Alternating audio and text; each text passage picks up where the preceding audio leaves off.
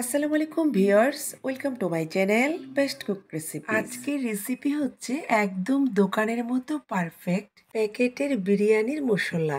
আসছে কোরবানির ঈদ, আশা করি আমার আজকের রেসিপি আপনাদের অনেক উপকার আসবে। এই মশলা দিয়ে গরু, খাসি, মুরগি যে কোনো বিরিয়ানি রান্না করতে পারবেন। স্বাদে গন্ধে কোনো রকম হেরফের হবে না। তাহলে চলুন দেখে নেওয়া যাক বিরিয়ানির মশলার জন্য যা যা উপকরণ লাগছে।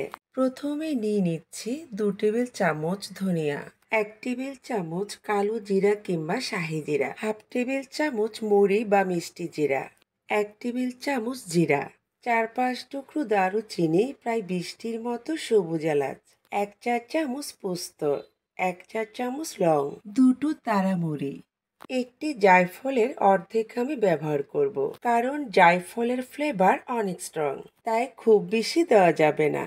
আরও অ্যাড করছি 2টো জয়ত্রীর পাপড়ি। আরও নিয়ে নিচ্ছি 1 টেবিল চামচ কালো গোলমরিচ, চাইলে সাদা গোলমরিচও দিতে পারেন অথবা 2 রকমের গোলমরিচও ব্যবহার করতে পারেন, সেক্ষেত্রে পরিমাণটা ঠিক রেখে। আরও নিয়ে নিচ্ছি 4 থেকে 5টি শুকনো মরিচ, 2 থেকে 3টি তেজপাতা। এবার চুলোতে প্যান বসিয়ে প্যানটাকে আগে ভালোভাবে গরম করে নিয়েছি। প্রথমে দারুচিনি এবং এলাচটাকে দিয়ে দিয়েছি। চুলোর আঁচ লতে করে দিয়েছি। দারুচিনি এলাচটা আগে দেওয়ার কারণ হচ্ছে এই মশলাটাকে একটু সময় নিয়ে ভাজতে হবে। কিছুক্ষণ ভেজে নিয়ে অ্যাড করছি ধনিয়া। আমি ধাপে ধাপে মশলা অ্যাড করব। সবগুলো মশলা কখনো একসাথে দিতে যাবেন না, তাহলে দেখা যাবে কিছু মশলা ভাজা হবে না, আরো কিছু মশলা দ্রুত পুড়ে যাবে। এখন গোলমরিচ অ্যাড করে আরো কিছুক্ষণ ভেজে নিচ্ছি। এখন অ্যাড করছি জিরা, আবারও নেড়ে চেড়ে কিছুক্ষণ ভেজে নিচ্ছি। অ্যাড করছি শাহি জিরা কিংবা শাহজিরা মুড়ি, তারপর নেড়ে চেড়ে আরো কিছুক্ষণ ভেজে নিচ্ছি। চুলোর আঁচ কিন্তু একদমই বাড়াতে যাবেন না, তাহলে কিন্তু মশলাটা পুড়ে যাবে। এখন অ্যাড করছি জায়ফল এবং জয়িত্রী। কয়েক সেকেন্ড ভেজে নিয়ে অ্যাড করছি তারামুড়ি, পোস্ত, লং। তারপর আবারও কয়েক সেকেন্ড নেড়ে চেড়ে ভেজে নিচ্ছি। ভাজতে ভাজতে দেখবেন দারুণ একটা গন্ধ বের হয়েছে। এখন অ্যাড করছি শুকনো মরিচ, তেজপাতা। তেজপাতাটাকে একটু ছিঁড়ে দিয়েছি। এই সময় কিন্তু নাড়াচাড়া একদমই বন্ধ করা যাবে না, তাহলে কিন্তু মশলা পুড়ে যাবে। আর মশলা পুড়ে গেলে কিন্তু তেতা লাগবে, আর সেই মশলা খেতে একদমই ভালো লাগবে না, ফ্লেভারটাও নষ্ট হয়ে যাবে। ভাজতে ভাজতে দেখবেন দারুণ একটা কালার চলে আসছে আর সুন্দর একটা ফ্লেভার বের হয়েছে। তখনই বুঝে নিতে হবে মশলাটা হয়ে গেছে।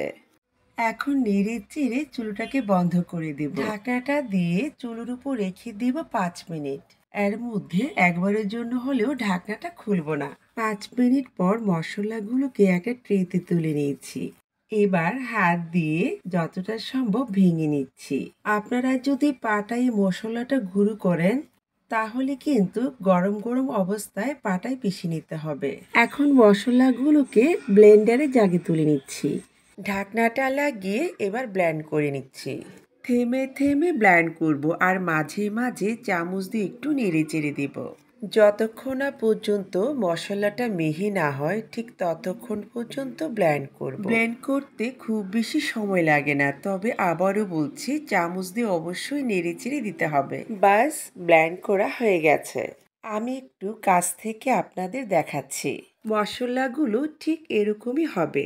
এবার মশলাগুলোকে একটি কাচের পাত্রে তুলে নিচ্ছি। যেহেতু দোকানের মতো প্যাকেটের বিরিয়ানির মশলা তৈরি করব, এখানে আমার আরো কিছু উপকরণ দেওয়ার বাকি আছে। অ্যাড করছি গোটা মশলা, কয়েক টুকরো দারুচিনি, 5-6টি এলাচ, 10-12টি গোলমরিচ, 7-8টি লবঙ্গ, 2টো তেজপাতা ছোট করে টুকরো করে দিয়েছি। এবার নেড়ে চেড়ে মিক্সড করলেই তৈরি হয়ে যাবে দোকানের মতো একদম পারফেক্ট প্যাকেটের বিরিয়ানির মশলা।